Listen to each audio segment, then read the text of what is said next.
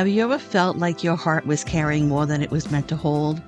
Maybe you've experienced a grief that never fully left. Maybe you've been hurt by someone you trusted. Maybe you've spent so much time caring for everyone else that you've forgotten how to care for yourself. Or maybe perhaps you've built walls around your heart, not because you're cold or you're uncaring, but because life taught you that being open sometimes comes with pain. If any of that feels familiar, today's episode is for you. Today, we're continuing our sacred journey through the chakra series by exploring the heart chakra, the energetic center associated with love, compassion, connection, forgiveness, and even emotional healing. And before you worry that this episode is about becoming endlessly positive or forcing yourself to forgive things you're not ready to forgive, let me reassure you it isn't. This is simply an invitation to become curious about your heart, to listen, to soften, to create space for healing. So, wherever you are on your journey, take a gentle breath, settle in, and let's begin. Hello, friends. I am Donna Gaudette, and welcome back to Healing Our Kindred Spirits. And as always, I'm so grateful you're spending a little time with me today. If you're joining me for the first time, welcome. And just to remind everyone that we are an audio only podcast, so don't look for the video. And if you've been walking beside me through the chakra series, thank you for continuing this journey with me. Over the last several episodes, we've explored the root chakra, where we talked about safety and stability. We explored the sacral chakra and our relationship with joy, creativity, emotions, and flow. And we explored the solar plexus chakra, which has to do with our sense of confidence, self-worth, and our personal power. And today we arrive at the center of the chakra system, the heart chakra. And honestly, this may be one of the most important conversations we'll have in this entire series because everything we experience in life eventually finds its way to the heart, doesn't it? Love, loss, joy, disappointment, hope, grief, compassion, connection. Our hearts hold so much, and sometimes they become tired. And as we continue this chakra journey together, I want to gently remind you that today's conversation is offered for educational, spiritual, and self reflection purposes only. It is not intended to diagnose, treat, or replace medical or mental health care. So take what you want, what resonates with you, and simply leave the rest. So, what are the chakras and why do they matter? So, before we explore today's chakra, let's take a brief moment to revisit what the chakra system is. The word chakra comes from Sanskrit and means wheel or disc, and the chakra system originated thousands of years ago in ancient India, and it describes the energy centers throughout the body that are believed to influence our physical, emotional, mental, and even spiritual well-being. So whether you view the chakras as literal energy centers, powerful symbols of self-awareness, or simply another way of understanding your emotional experiences, they can offer valuable insight into the patterns we carry in the areas of our life that may need attention and eventual healing. So I don't think of the chakras as something that's broken or needs to be fixed. I think of them as gentle guideposts. Sometimes they help us recognize where we're feeling stuck, depleted, disconnected, or even overwhelmed. And for empaths, caregivers, sensitive souls, and seekers, the chakra system can simply offer a compassionate way to check in with ourselves and ask, what part of me needs a little more love and attention right now? So, one of the reasons many empaths and sensitive people are drawn to the chakra system is because it provides a language for experiences they often struggle to describe. When you're highly sensitive, you tend to process life deeply. You may notice subtle shifts in emotions. You may absorb the energy of a room. You may feel responsible for helping others. And you may carry stress, grief, even worry long after an event has passed. And over time, those emotional experiences can begin to affect how grounded, connected, confident, expressive, or open hearted you feel. That's where the chakra system can become a helpful tool for reflection. Rather than asking, what's wrong with me, you can begin asking, what part of myself may need more attention right now? And for empaths who feel everything so intensely, I know what that feels like because we naturally tune into the emotions of others. We sometimes lose touch with our own needs. For example, a root chakra imbalance might show up as anxiety, overwhelm, or feeling unsafe in the world, whereas a sacral chakra imbalance might show up as emotional exhaustion or difficulty experiencing joy. And a solar plexus imbalance might appear as perhaps weak boundaries or my favorite, difficulty saying no. And as the heart chakra may be an imbalance, it may result from carrying the pain of others while neglecting our own healing. And then we're next going to talk about the throat chakra, and that imbalance can show up as struggling to express our needs because we fear disappointing others. So many empaths spend so much energy caring for everyone else that our own emotional reserves become depleted. And caregivers often live from the heart, whether caring for children, aging parents, partners, clients, or even friends. They frequently put others first. And over time, we may experience compassion fatigue, emotional burnout, resentment, feelings of guilt when we're just trying to rest. And sometimes we even have difficulty receiving support for ourselves. So within the chakra framework, this often relates to the heart chakra becoming overextended and the solar plexus chakra becoming depleted.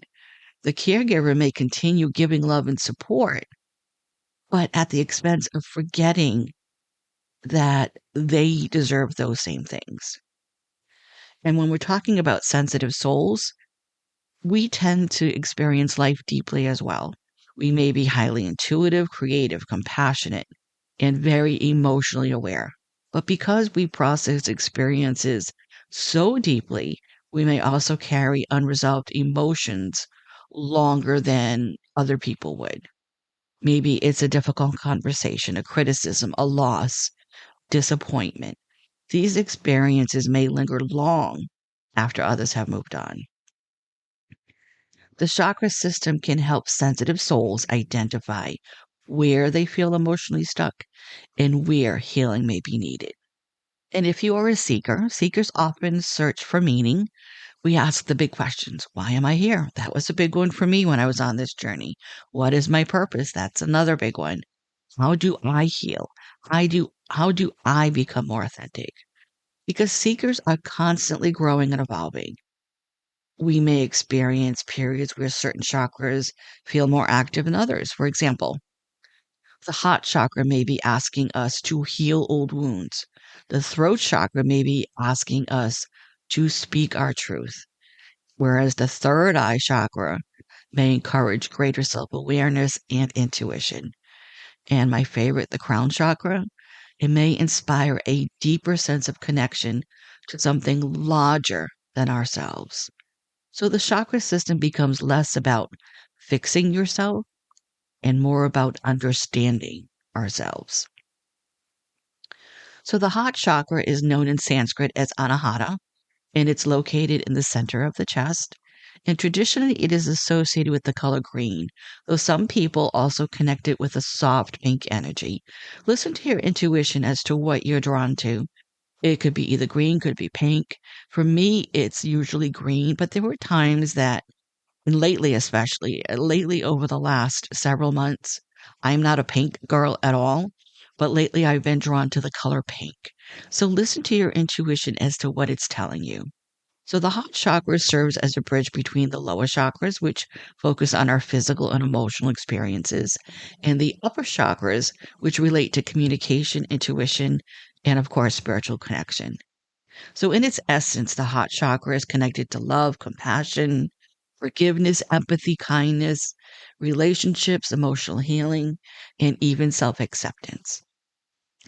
Now, as I always mention in this series, I don't view chakras as something that must be believed in. And for this kind of conversation to be meaningful, you don't have to believe in it. But learning about it and understanding it may put you on a path to believing in something that we can't always see. Because you can simply think of them as symbols or a way of understanding different aspects of our emotional and our spiritual lives. And many of us are looking for that connection today, aren't we? We're looking for something to feel connected to that sometimes feels bigger than ourselves. And when we look at the heart chakra through that lens, it offers us a beautiful opportunity to explore how we give and how even we receive love, not just from others, but from ourselves as well. So I want to ask you a question. When was the last time you treated yourself with the same compassion you offer everyone else? Take a moment to think about that because many empaths, caregivers, helpers, sensitive souls are incredibly generous toward others. But when it comes to ourselves, we don't offer us that same grace, do we? We don't offer ourselves the same grace that we give to other people. And I wonder why we do that. I know for me, it's feeling that I'm more of a giver than a receiver. And you may be that way too.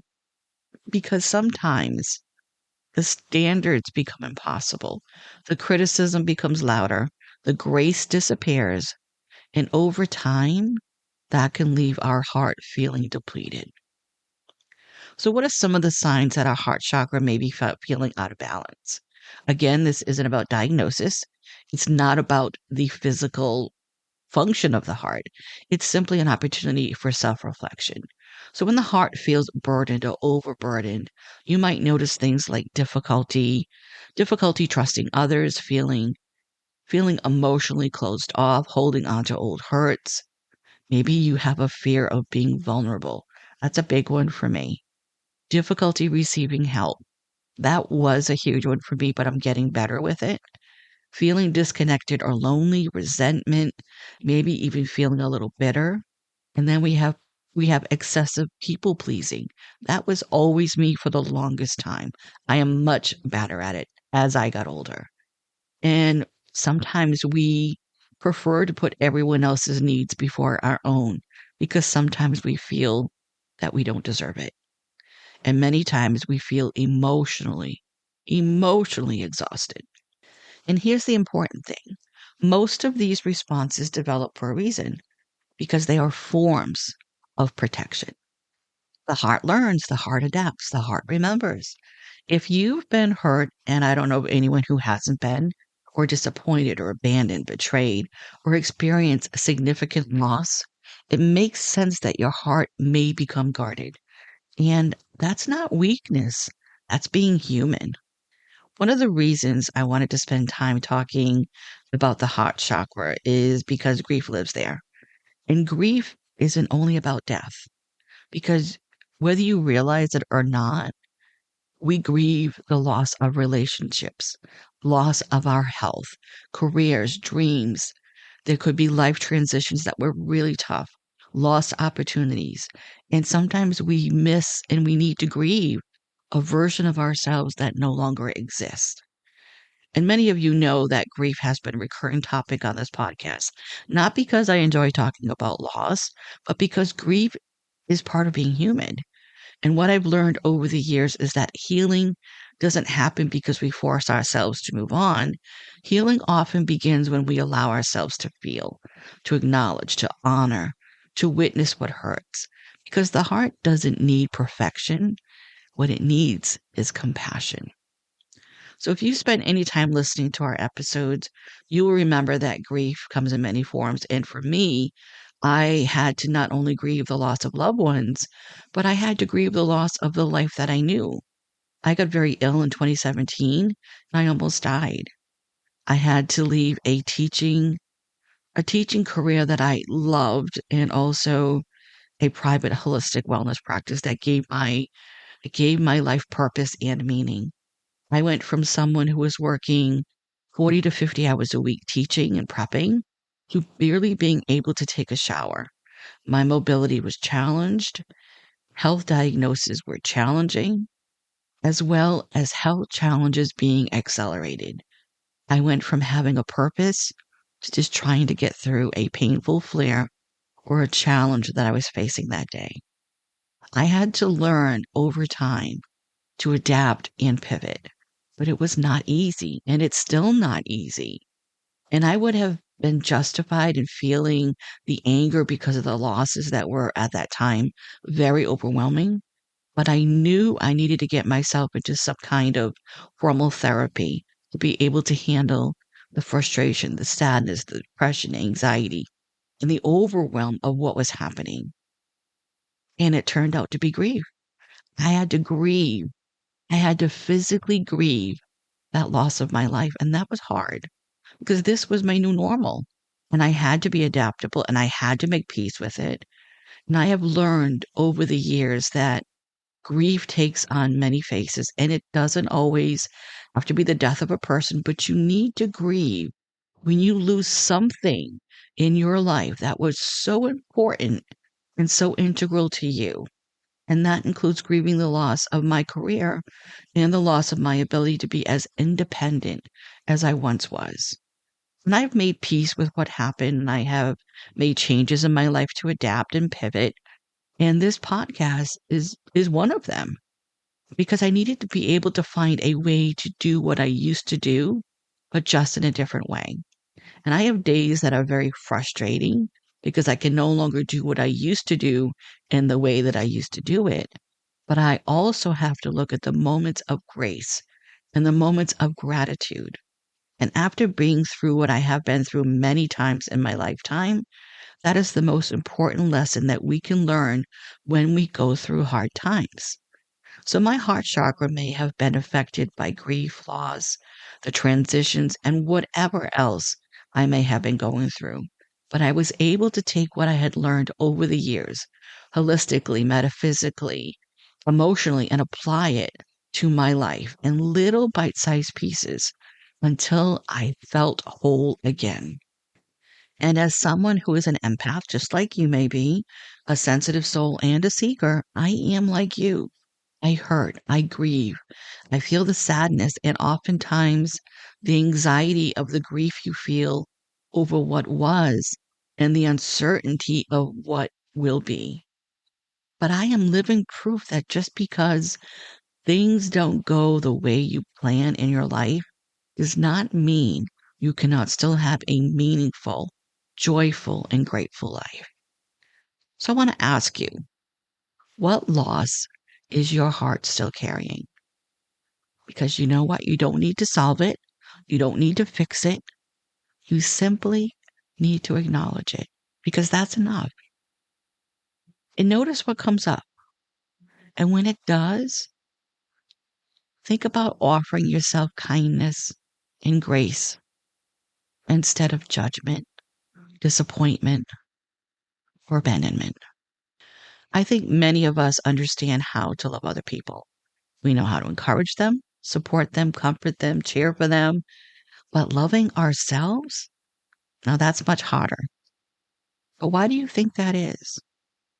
I think somewhere along the way, many of us, and I may be in this group as well, many of us learned that putting ourselves first was selfish, that resting was lazy, that boundaries were unkind, that our needs mattered less. But healthy self love isn't selfish, it's the opposite. I once read a book by Cheryl Richardson, wonderful, amazing author. I used to listen to her on Hay House. I have all of her audiobooks. Her books are fantastic. And I learned through her books and her writings and her teachings that self-care isn't being selfish. It's being self-full. And I really resonated with that because it's necessary. You cannot continuously pour from an empty cup. And the heart chakra reminds us that compassion flows in both directions. It flows outward, it flows inward, and we need to keep it flowing. So what are some gentle ways to support your heart chakra? Not because the magical fixes. No, no, no. but because they can help us to reconnect to ourselves. Because when you notice self-criticism, ask yourself, would I say this to someone I love? If the answer is no, perhaps your inner dialogue deserves maybe a little more gentleness. What about spending time in nature? The heart chakra is associated with green or pink. Trees are green, forests are green, parks are green, gardens could be any color. Because nature has a way of reminding us that healing happens gradually. Because you know what? Nothing blooms overnight. And then we have breath work. So place one hand over your heart if you can, if you're safe to do that, and take a slow breath in and an even slower breath out. Imagine creating space around whatever you're carrying. You're not removing it, you're simply creating space for it. And then we have gratitude. And I'm not talking about forced gratitude. I'm not talking about toxic positivity where you have to be positive all the time because you don't. It's about simply noticing. How about a warm cup of tea, a sunrise, a pet curled up beside you or sitting on you, a friend who checked in? Because small moments matter. And what about healthy boundaries? One of the most loving things you can do is say no and oh, no, because boundaries protect the heart. And I know most of us, and I was in this group as well, had a hard time saying no. And it's hard. It's hard to say no, but sometimes you need to. And in that same book by Cheryl Richardson that I mentioned earlier, and it's called The Art of Extreme Self-Care, and I highly recommend it. I listened to the audiobook, even though I have the physical book. And it's not a very big book, but it's very informative and it's very empowering. And there is a chapter in there, and it's called Let Me Disappoint You. It's not what you may think. And there's also a chapter called The Absolute No List. Because how many times do we say yes when we want to say no? So please, if you can, the book's been out for a while. You can get it where you purchase your books. But definitely, if you have a chance and you want to work with self-care and learn better boundaries and learn to feel more empowered, I think that's the word I'm looking for, to feel more empowered, please do check out her book. She has a website as well, CherylRichardson.com. And she is a joy to listen to. She has so many things that she offers her listeners. She does Zoom gatherings and she does a weekly newsletter. So please do check out her website and please check out any of her books. You will be a better person for it because she's just absolutely phenomenal and she's timeless. So what are some of the crystals associated with the heart chakra? If you enjoy working with crystals as much as I do, some commonly associated with the heart chakra include my favorite, rose quartz, green aventurine, rhodonite, emerald, jade. And I'm going to tell you this again, like I've said in many of the episodes. If you feel drawn to a particular crystal, even if it's not one that's associated with that chakra, if you are drawn to it, then your soul is calling for it. Then that's the crystal that you need. And there's no magical fix with crystals, but sometimes they can feel very calming, especially if you have a smooth stone that you hold in your hand, whether you're meditating, doing mindfulness, feeling stressed. They do have worry stones that are really smooth and have an indentation for your thumb. So while you're stressing or while you're worrying or praying about something, you can use your thumb to go ahead and rub that center, and it really does help you stay focused. And I've said this before in my other episodes, I have a rose quartz polished puppy heart that I sleep with at night. If I'm feeling vulnerable, if I'm feeling like I've had a rough day, like I feel I could not sleep, or I'm feeling a little out of sorts, I will hold that rose quartz in my hand when I say my prayers, and I will usually wake up with it in my hand. And it gives me comfort, and it's my own personal thing. It's not a magical fix. It's not what you think. It's something that my soul feels drawn to, and maybe you will feel drawn to a particular crystal as well.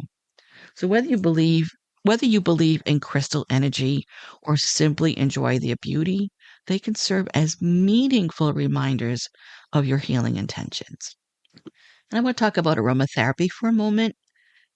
Some heart-centered essential oils include rose, geranium, lavender, bergamot, jasmine, And even though I'm mentioning essential oils, please, please, please educate yourself on knowing about essential oils before you use them, because essential oils, you need to use them safely and according to the manufacturer's recommendations. And if you have pets, please be mindful of the ones that are harmful for your pets, because we think they're harmless, but they may be harmful if dispersed in a certain way to your pets. So please, please, please do your due diligence before you use any essential oils. And remember that there is a difference between essential oils and fragrance oils. So please definitely look into that and do some research before you start using them.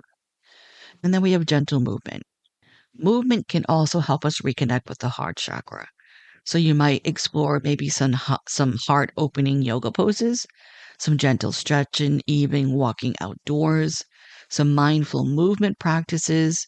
My favorite is Tai Chi. I used to love to do Tai Chi. I can't stand for a long period of time. So I do seated Tai Chi.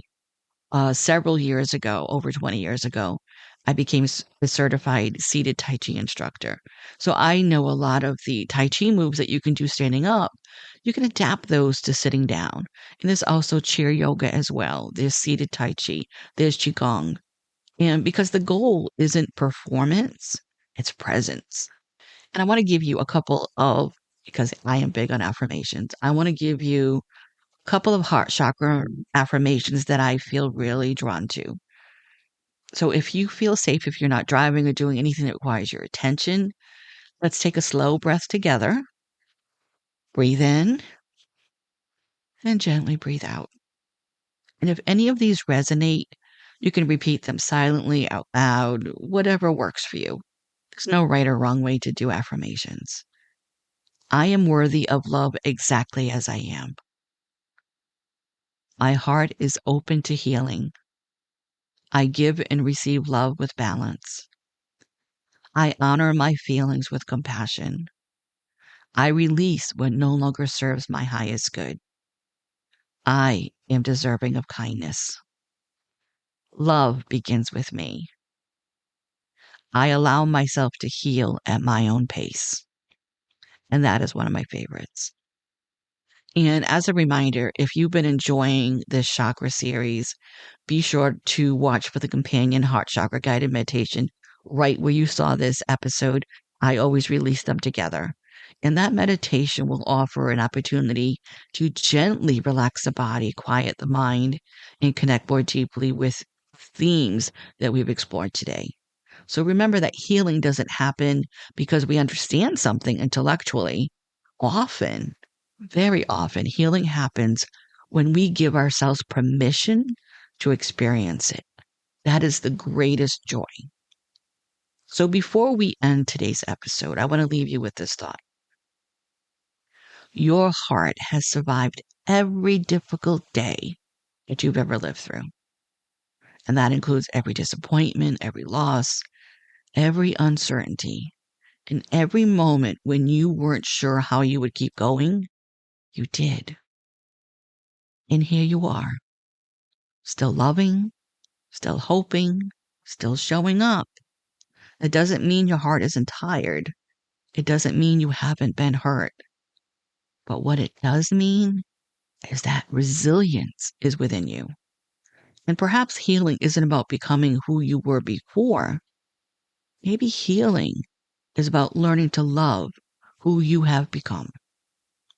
Even with scars, even with the grief, even with the imperfections, especially then.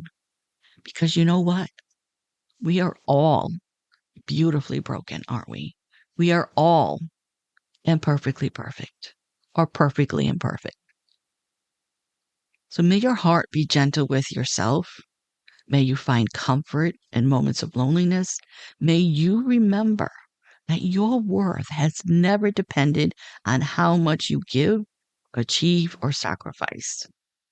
May you offer yourself the same compassion that you so freely offer others. And may you know that wherever you are on your journey, you don't walk it alone. You are never alone. Thank you so much for joining me for today's episode of Healing Our Kindred Spirits. If this episode resonated with you, I'd love to hear from you. You can reach me on any of our social media pages or email me at healingourkindredspirits@gmail.com. Until next time, my kindred spirits, be gentle with yourself. And remember, you are never too much, and you are always, always enough. Thank you.